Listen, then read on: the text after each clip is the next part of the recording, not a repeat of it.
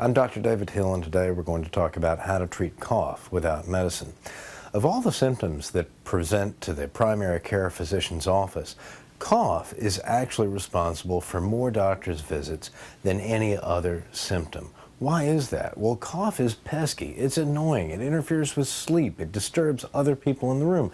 It spreads disease. It is a miserable symptom, and also it tells you that you're sick. Now, the problem is we don't have a lot to do for cough. The most important thing is to figure out why the cough is happening. In most cases, it's a virus like a cold.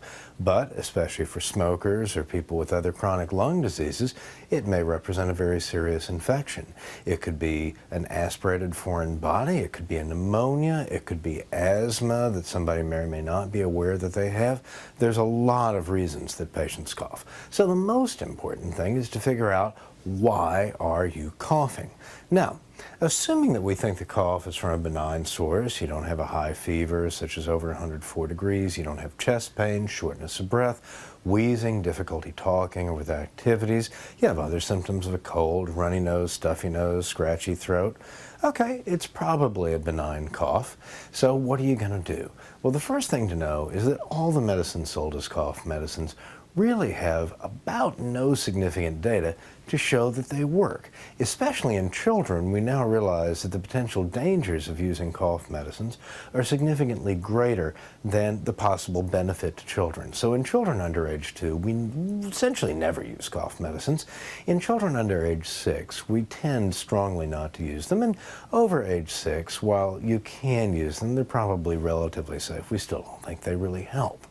When we think about cough medicines, we really want to think about two categories. Dextromethorphan, which is an over-the-counter cough suppressant. It also has some stronger prescription cousins like codeine or hydrocodone. These are all forms of opioid, which are the same thing that's in morphine, really. And we hope that these things would suppress cough, but the data are not very strong for that.